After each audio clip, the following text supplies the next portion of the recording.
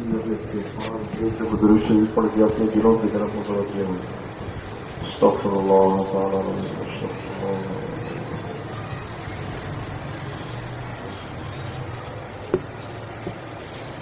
اللہ اکبر کبیرا والحمد للہ حمدا کثیرا سبحان اللہ بکرۃ واصیلا سبحانك لا علم لنا إلا ما علمتنا إنك أنت العليم الحكيم. رب اشرح لي صدري ويسر لي أمري واحلل عقدة من لساني يفقهوا قولي. رب زدني علما وارزقني فهما. رب زدني علما وارزقني فهما. رب زدني علما وارزقني فهما. أما بعد فأعوذ بالله من الشيطان الرجيم. بسم الله الرحمن الرحيم. واذكر ربك في نفسك تضرعا وخيفة ودون الجهر من القول بالغدو والآصال ولا تكن من الغافلين. صدق اللہ العظیم. میرے محترم دوستوں اور بھائیوں، اللہ تبارک و تعالی نے انسان کو اس دنیا کے اندر ایک مقصد کے لیے بھیجا ہے. وہ مقصد اللہ کی یاد اور بندگی ہے. اب جو بھی انسان اس دنیا کے اندر رہتے ہوئے اس مقصد کے اوپر چلتا ہے، یعنی اللہ تبارک و تعالی کی احکامات کی تعمیل کرتا ہے اور حضور صلی اللہ علیہ وسلم کی سیرت اور صورت کو اختیار کرتا ہے، اللہ پاک ایسے بندوں کو کامیاب فرماتے ہیں. اور کامیابی جس چیز سے ملتی ہے اس کو ایمان اور تقوی کہتے ہیں. ایمان کی ترقی تقوی سے حاصل ہوتی ہے اور تقوی حاصل ہوتا ہے اللہ والوں کی صحبت سے. یہ آیات جو میں نے آپ کے سامنے پڑھی ہے، اس کے اندر خطاب ہے آخر میں کہ وَلَا تَكُن مِّنَ الْغَافِلِينَ، کہ غفلت سے اپنے آپ کو بچاؤ. آج پوری امت مسلمہ غفلت کے شکار ہے، اور اس غفلت نے ہمیں یہاں تک ذلیل اور خوار کر دیا ہے کہ ہم نے اہل ضلالت جو گمراہ قسم کے لوگ ہیں ان کی کلچر کو ہم لوگوں نے اختیار کیا ہے، تو وہ ذلت اور رسوائی ہماری مقدر بنی. اس لیے کہ جب انسان اللہ کی یاد سے غافل ہو جاتا ہے تو یہ شیطان کے شکنجے میں آ جاتا ہے. جس طرح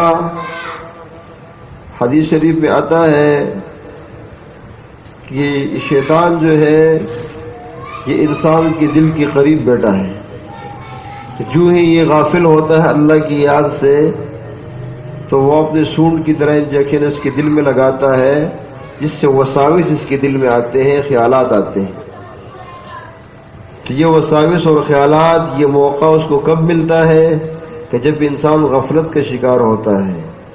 اور بندگی کا پہلا جو قدم ہے وہ یہی ہے کہ عدم غفلت. کہ جب انسان عدم غفلت، جب اس کی غفلت ختم ہو جاتی ہے تو یہ بندگی کا پہلا مقام ہے. جس بندے کو یہ چیزیں حاصل ہو جاتی ہے تو پھر یہ آگے کے دروازے پھر کھلتے ہیں. اور اس کے اوپر انسان جب اس راستے پہ چلتا ہے تو اس کے اوپر دو قسم کی کیفیت آتی ہے، ایک حالت قبض اور ایک حالت بسط. ایک حالت قبض اور ایک حالت بسط.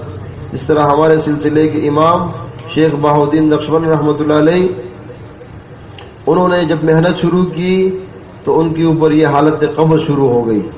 واللہ یقبض ویبسط. تو 6 مہینے تک انہوں نے ان کی یہ حالت قبض میں رہے. پھر ان کی ایسی کیفیت ہو گئی کہ حالت قبض میں انسان صبر کرتا ہے اور حالت بسط کے اندر انسان شکر کرتا ہے، اور یہ صبر کرنا انتہائی مشکل ہوتا ہے. تو جب انہوں نے سوچا کہ 6 مہینے تو ہو گئے، چلو اب باہر جا کے کچھ کام کر لیتے ہیں، بیوی بچوں کے لیے کچھ کما لیتے ہیں، تو مسجد سے جیسے ہی باہر نکلے تو انہوں نے دیکھا کہ آگے ایک شیر لگا ہوا ہے، تو کدھر جاتا ہے ادھر آ نا، ہم سے دور کہاں جاتا ہے۔ تو جب انہوں نے یہ شعر پڑھا تو اس کے اوپر اس کی حالت کیا ہو گئی، وہ حالت کھل گئی، حالت بس میں داخل ہو گئی، حالت بس میں داخل ہو گئی، اور ان کو نسبت القاء کر دی گئی۔ حالانکہ یہ سلسلہ تو حضرت ابوبکر صدیق رضی اللہ تعالیٰ عنہ سے آیا ہے، لیکن اس سلسلے کے علوم اور معارف جو کھلے ہیں وہ حضرت خواجہ نقشبند رحمۃ اللہ علیہ کے اوپر اللہ پاک نے کھولے ہیں۔ پھر انہوں نے 14 دن اعتکاف فرمایا اور اللہ پاک سے دعا کی، اللہ پاک مجھے وہ جو اقرب طریقہ، جو سب سے زیادہ قرب والا ہے، آسان طریقہ، وہ مجھ پہ القاء فرما دے۔ تو ان کو پھر یہی فارسی کے جو چند وہ ہیں ان کو القاء ہوئے کہ ہوش در دم، کیا کہ اپنے ہر سانس کو اپنی خیال میں رکھو، کوئی بھی سانس تمہارا اللہ کی یاد کے بغیر نہ آئے اور نہ جائے۔ تو اس سلسلے کے معارف ان کے اوپر کھلے ہیں، سب سے آسان ہے، اس لیے مشکلات محنت مجاہدہ زیادہ ہے۔ جیسے انسان آگے محنت کرتا ہے تو پھر اس کے دروازے کھلتے ہیں، کیا پھر اس کے دروازے کھلتے ہیں انسان کے اوپر، انعامات کی بارش ہوتی ہے، اللہ پاک اس کے سینے سے فیضان جاری فرماتے ہیں اور مخلوقات سیراب ہوتی ہے۔ لیکن پہلے کیا ہے، پہلے اللہ پاک آزماتے ہیں۔ جس طرح ہمارے حضرت شیخ احمد علیہ فرمایا کرتے تھے کہ جب ہم کوئی مٹکا خریدتے ہیں تو اس مٹکے کو ہم بجاتے ہیں کہ نہیں بجاتے، اس میں کوئی نشان تو نہیں ہے، اس میں کوئی نقصان، کوئی عیب تو نہیں ہے، تو اس کو بجانے کے لیے کیا کہ اس عیب کو ظاہر کرنے کے لیے کہ وہ عیب ہمارے سامنے آ جائے تو ہم اس مٹکے کو بجاتے ہیں، تو اس کے ذریعے سے اس کی آواز سے ہم پہچان لیتے ہیں کہ آیا یہ مٹکا عیبدار ہے یا کیا ہے، بے عیب ہے۔ تو اسی طرح جس بندے کو اللہ پاک اپنے دین کے لیے قبول فرماتے ہیں، اپنے دین کے لیے قبول فرماتے ہیں اور اس کو اپنے اس دین الہی کے لیے خاص کرتے ہیں، ان کی سینے کو اپنے معرفت کے لیے چنتے ہیں، تو اللہ پاک کیا اس کو بجاتے ہیں، اس بندے کو بجاتے ہیں، ان کے اوپر تکالیف، مصیبتیں، پریشانی، آزمائشیں آتی ہیں، یہ اس بندے کی قبولیت کی علامت ہے اس وقت کہ جب یہ بندہ اس کے اوپر صبر کرے۔ آج ہمارے پاس صبر کا مادہ نہیں ہے، ظرف چھوٹے ہیں، کیا ظرف چھوٹے ہیں، اپنے ظرف کو وسیع کرو، اپنے ظرف کو وسیع کرو، سب کے لیے اپنے ظرف کو وسیع کرو۔ آج ہم لوگ تنگ نظر ہیں، کیا ہے ہمارا ظرف وسیع نہیں ہے، کوئی ایک شعبے میں لگا ہوا تو دوسرے شعبے کو کیا کرتا ہے، کیا کہ یہ فضول لوگ ہیں، حالانکہ نہیں، یہ سب ایک دوسرے کے معاون ہیں، یہ سارے ایک دوسرے کے معاون ہیں، مدارس، خانقاہ، جہاد اور یہ تبلیغ، یہ سب ایک دوسرے کے معاون ہیں۔ اس کے ذریعے سے اللہ پاک کہ ہم ایک دوسرے کے ایسے معاون بنے کہ ایک دوسرے کے لیے کیا دعا کریں۔ اس طرح مولانا الیاس رحمۃ اللہ سے اللہ پاک نے اسے کیسا کام لیا، حالانکہ تبلیغ کا کام تو پہلے بھی ہو رہا تھا، لیکن حضرت مولانا الیاس رحمۃ اللہ کے اوپر اس کے وہ طریقے کھلے ہیں تو انہوں نے اس کے لیے کیا دی، قربانی دی ہے۔ تو ہمارے حضرت خواجہ نقشبند رحمۃ اللہ علیہ نے بھی اس سلسلے کے اندر ایسی محنت کی ہے کہ اللہ پاک نے اس سلسلے کے علوم اور معارف اس کے اوپر کھولے ہیں، تو یہ سلسلہ پھر آگے چلا ہے۔ اس سلسلے کے فیضان بہت ہیں، لیکن یہ ہے کہ اس کی شرط یہ ہے، ہمارے حضرت شیخ رحمۃ اللہ علیہ فرمایا کرتے تھے کہ اس نعمت کو حاصل کرنے کے لیے یہ جو 3 داغے ہیں اس کو جوڑنے پڑیں گے، عقیدت، اطاعت اور محبت، یہ 3 داغے ہیں۔ کسی کا داغا جو ہے نا وہ کچا ہوتا ہے، وہ تھوڑی سی بات دیکھ کے اس کی عقیدت ختم ہو جاتی ہے، پھر کیا ہوتا ہے، فیض سے محروم ہو جاتا ہے۔ تو انسان ہے، سر یہاں پر قاری رب نواز صاحب نے اسی مدرسے میں ایک بیان کیا تھا، آپ لوگوں کو یاد ہوگا، انہوں نے فرمایا تھا کہ ایک بزرگ تھے، ان کے اوپر اللہ پاک نے آزمائش ڈالی، ان کے اوپر کیا ڈالی کہ ان کی جماعت کے اوپر ڈالی کہ جب وہ آگے بیٹھے اپنے مسند پہ تو اتنے میں ایک خاتون آئی، اس نے کہا اچھا مصلح بنے پھرتے ہو، رات کو تم منہ کالا کر کے آئے ہو اس سے، تاکہ مصلح بنے پھرتے ہو، تو سارے اٹھ گئے، یا وہ سارے متعلقین اٹھ گئے، تو ایک بیٹا رہا، اس نے کہا آپ بھی اٹھ جاتے، اس نے کہا نہیں حضرت، ہم نے آپ سے جو بیعت کی ہے وہ ولی سمجھ کے کی ہے، نبی سمجھ کے نہیں کی ہے، کیا ولی سمجھ کے کیے ہیں، نبی سمجھ کے نہیں کیے ہیں۔ نبی جو ہے وہ خطا سے کیا معصوم ہے، اس سے خطا نہیں ہوتی، وہ معصوم ہے۔ اور ولی محفوظ ہے، کبھی کبھی ہو جاتی ہے، ہو جاتی ہے۔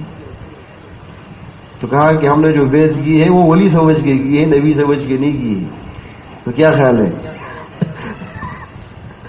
تو کہا کہ پھر اس نے کہا کہ بھئی آپ نے صحیح پہچانا۔ کہا کہ یہ ایک آزمائش تھی، یہ دنیا تھی۔ کیا تھی؟ یہ دنیا تھی کہ اللہ پاک نے اس کو دیا تھا، یہ آزمائش تھی ہمارے اوپر۔ کہا یہ سارے فیل ہو گئے، ان کو سینے سے لگایا، معانقہ کیا اور نسبت منتقل کر دی۔ پھر وہ سارے دوبارہ آئے، کیا وہ جتنے گئے ہوئے تھے وہ سارے دوبارہ آئے۔ اس نے کہا یہ بازی لے گیا ہے، یہ بازی لے گیا ہے۔ تو یہ چیزیں عقیدت کے ساتھ بھی ہے، اطاعت کے ساتھ بھی ہے، محبت کے ساتھ بھی اس کا تعلق ہے۔ آج ہم لوگوں کا عقیدت جو ہے وہ کچے دھاگے سے بھی کچا ہے۔ ہم محبت بھی ایسی ہے کہ وہ بھی اپنے ذات تک ہے، اپنے مفاد تک ہے، اور اطاعت بھی ایسی ہے کہ وہ سامنے ہے پیچھے نہیں ہے۔ کیا ہے؟ سامنے تو ہوتی لیکن پیچھے پھر اپنا کام ہوتا ہے۔ تو پھر کہتے ہیں یار ہمارا راستہ نہیں کھلتا ہے۔ راستہ کیسے کھلے گا؟ راستہ کھلنے کے جو اسباب ہیں، جو اصول ہیں، جو طریقے ہیں، جو ضوابط ہیں، جب انسان اس کو اختیار ہی نہیں کرے گا تو اس کا راستہ کیسے کھلے گا؟ تو اس راستے سے جب انسان اس اصولوں کے ساتھ چلتا ہے، اس لیے کہ مدرسے کے اپنے شرائط ہوتے کہ نہیں ہوتے، اور کیا فارم کے اوپر درج ہوتے ہیں، اگر ان میں سے اگر ایک شرط بھی پورا نہیں کرو گے تو پھر کیا اخراج ہے۔ تو اسی طرح اخراج اس سلسلے کا یہ ہوتا ہے کہ وہ فیضان بند ہو جاتا ہے، اور جو فیضان آ رہا ہوتا ہے اوپر سے دل کی طرف سے، وہ فیضان رک جاتا ہے۔ تو ہمارے مشائخ نے اس کے اندر بڑی محنتیں کی ہے۔ جہاں عدم غفلت آتی ہے، جہاں غفلت ختم ہوتی ہے، تو وہاں انسان کو شکر کی توفیق مل جاتی ہے، اس کو شکر کی توفیق مل جاتی ہے، اور جہاں مصیبت آتی ہے وہاں انسان کو صبر کی توفیق ہوتی ہے۔ اس لیے عبداللہ مصری رحمۃ اللہ علیہ ایک ساحل سے گزر رہے تھے، اس نے دیکھا کہ ایک خیمے کی طرف گئے تو اس نے دیکھا کہ ایک خیمے کے اندر ایک آدمی پڑا ہوا ہے، ہاتھ پاؤں سے مفلوج ہے، کیا ہاتھ پاؤں سے مفلوج ہے، آنکھوں سے نابینا ہے، صرف اس کی زبان ہل رہی ہے، یا اللہ مجھے اپنا شکر گزار بنا دے، کیا یا اللہ مجھے اپنا اپنے شکر کرنے کی توفیق عطا فرما دے۔ اس نے اس کو دیکھا، اس نے کہا اس بندے کے پاس تو کچھ بھی نہیں ہے، نابینا بھی ہے، ہاتھ پاؤں بھی اس کے کیا ہے مفلوج ہے، صرف اس کے جسم کے اندر ایک زبان ہے، اور وہ زبان بھی کیا، اس زبان سے کیا کہہ رہا ہے، یا اللہ مجھے اپنے شکر کی توفیق نصیب فرما۔ اس نے کہا کہ بھائی آپ کی تو ایسی حالت ہے، اس خیمے میں پڑے ہوئے ہو اور آپ کا سارا جسم جو ہے یہ مفلوج ہے، صرف ایک زبان کام کر رہی ہے، آنکھوں سے بھی کیا ہو، آپ نابینا ہو۔ اس نے کہا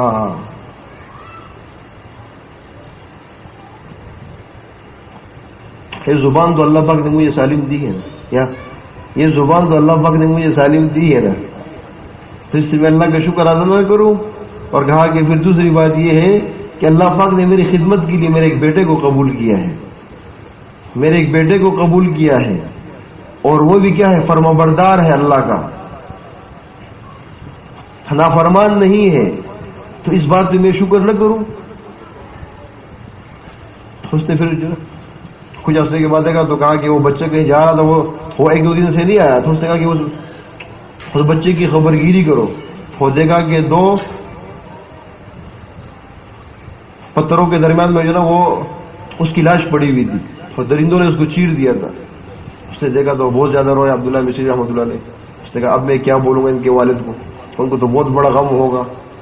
جب آیا تو اس نے پھر ان سے کہا کہ میں تو سمجھ رہا تھا کہ یہ اس کا دل پڑ جائے گا غم سے، لیکن اس نے پھر کہا یا اللہ آپ کا شکر ہے، اور مجھے اپنے شکر کی توفیق عطا فرما، مجھے اپنے شکر کی توفیق عطا فرما۔ اس نے کہا اس لیے کہ میرا یہ بیٹا نافرمان نہیں تھا، یہ اللہ کا فرما بردار تھا۔ شکر ہے کہ یہ ایمان کے ساتھ دنیا سے گیا ہے، اور یہ میرے لیے آگے آخرت کا توشہ بنے گا۔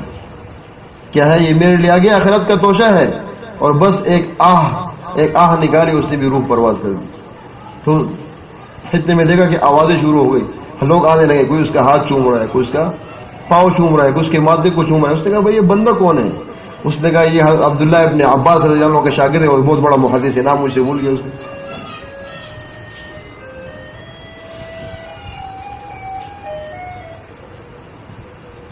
تو آج ہم کو اللہ پاک نے یہ جسم تو سالم دیے کہ نہیں دیے؟ ہاتھ ہمارے سالم ہے، پاؤں ہمارے سالم ہے، دماغ ہمارا سالم ہے، آنکھیں، اس سے ہم سب کچھ دیکھ رہے ہیں، لیکن پھر بھی ہماری زبان جو ہے وہ شکر کے لیے حرکت نہیں کرتی.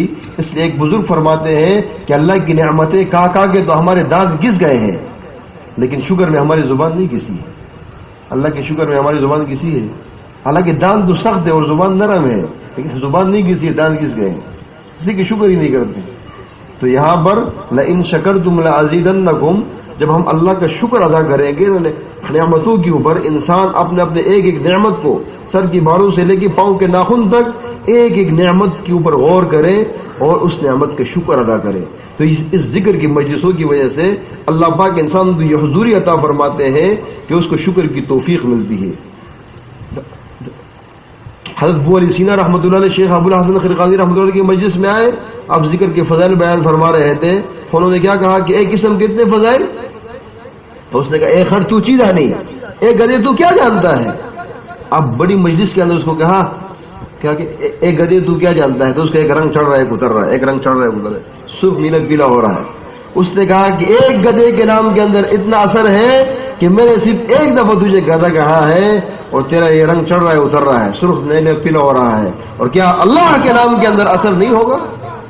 اس اللہ کے نام کو ہم ایک دفعہ نہیں، ہزار دفعہ نہیں، لاکھوں دفعہ جب ہم کہیں گے تو کیا ہمارے دل کی دنیا نہیں بدلے گی؟ پھر وہی ابو علی سینا رحمۃ اللہ علیہ کی یہ حالت ہو گئی، ذکر کرنے کے بعد اس کی یہ حالت ہو گئی، اور وہ فرماتے ہیں کہ اب میں شکر کس بات پہ کروں؟ شکر میں کس بات پہ کروں؟ اللہ اس بات پہ کروں کہ میرے گناہ اتنے زیادہ ہیں کہ اب میری پکڑ نہیں فرماتے. اس بات کے اوپر میں آپ کا شکر ادا کروں، یا جو آپ کی نعمتیں میرے اوپر ہیں ان نعمتوں کو دیکھ کے میں آپ کا شکر ادا کروں.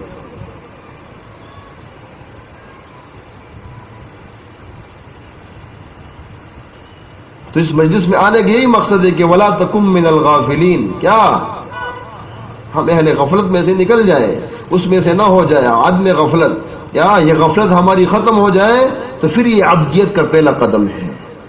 تو یہ ذکر کی کثرت سے، کیا جب انسان ذکر کرتا ہے تو ذکر کے ذریعے سے اللہ پاک اس کی دل کو مانجتے ہیں، صاف کرتے ہیں. یہ ذکر کیا ہے؟ یہ دلوں کے صاف کرنے کا ایک آلہ ہے، مانجنے کا آلہ ہے. لکل شیء سقالہ وسقالۃ القلوب ذکر اللہ، ہر چیز کے مانجنے کا ایک آلہ ہے، صاف کرنے کا. اور دلوں کو صاف کرنے کا آلہ کیا ہے؟ وہ اللہ کی یاد ہے.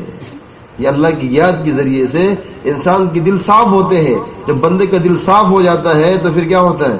اس کو شکر کی بھی توفیق ملتی ہے اور مصیبت اور تکلیف کے اندر پھر صبر کی بھی توفیق ملتی ہے. اللہ پاک ہمیں شاکر بھی بنائے اور صابر بھی بنائے. 3 دفعہ استغفار، 10 دفعہ درود شریف، 1 دفعہ فاتحہ شریف، 11 دفعہ سورہ اخلاص.